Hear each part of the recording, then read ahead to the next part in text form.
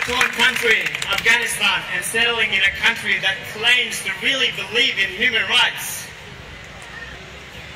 I mean, whose practices include so many abuses of those rights, has made me feel ashamed of my new nation, Australia. Today I want to ask our politician, who is responsible for the death of Riza Barati and many more who have risked their lives coming to Australia. Who is responsible for them? I mean, whose decision was it to spend billions of dollars on the ongoing displacements of those refugees and torturing them in those detention centres?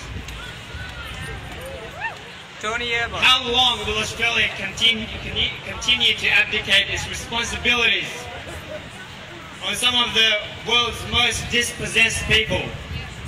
It seems that this government doesn't understand what democracy is all about. Otherwise, how could they justify the fact that they are completely ignoring the views of the Australian people right here today?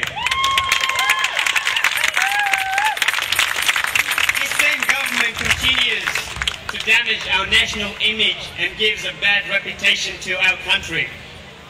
If it were not so, would the UN Human Rights Commission have accused Australia of denying its basic human rights to some parts of its population?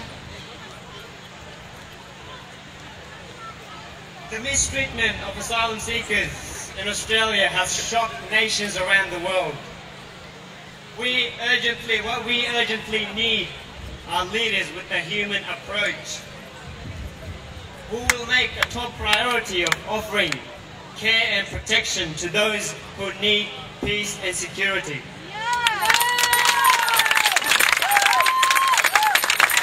That is why we're all here as citizens of Australia whose view the government claims to represent. We strongly urge our government to take immediate action and to grant these asylum seekers their right to freedom in the name of humanity.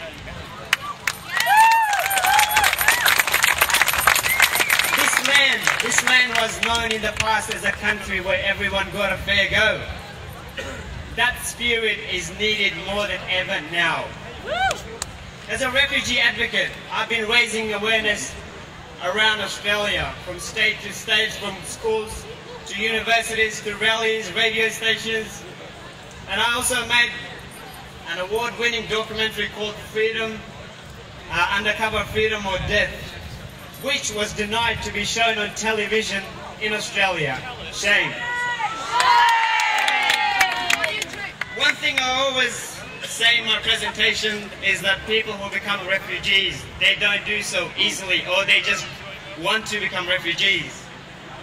They are almost fleeing situation of oppression and suffering, where death and violent persecution is the mostly outcome of it. If we refugees had safety and security in our countries, we would have never left our identity and belonging and traveled to a country where we have to risk our lives in order to get security. We would have never done that. But we were forced to.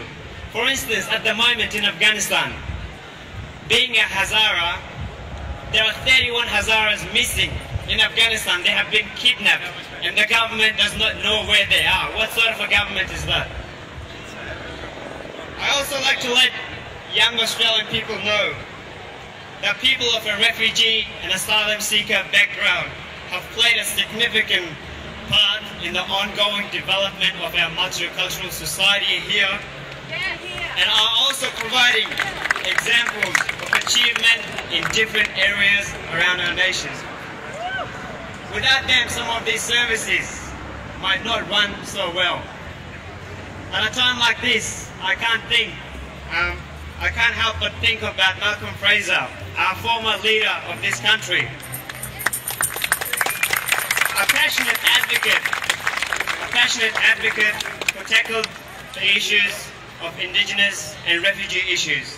Today we can honour his example and speak up and speak out about what is happening in Nauru, on Manus Island and around other detention centres where people have been tortured.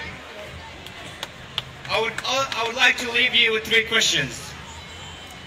Firstly, are there any politicians today who will have the courage to stand up and campaign the cause of the victims of the human rights abuse? Secondly, could the media, which prides itself on being a voice for the voiceless, become a more effective channel for a much needed change? And will the cause of what brought thousands of people here today and around Australia be given the publicity it deserves? Finally, is it possible that Australia could become a role model in this area of human rights, justice, and a fair deal to everyone? I mean, these questions remain unanswered. They all demand an answer. And lastly, I would like to thank everyone the organizers of this event, and also most of you guys for coming here today, as you guys are the real voices of those that are left in detention center. Thank you.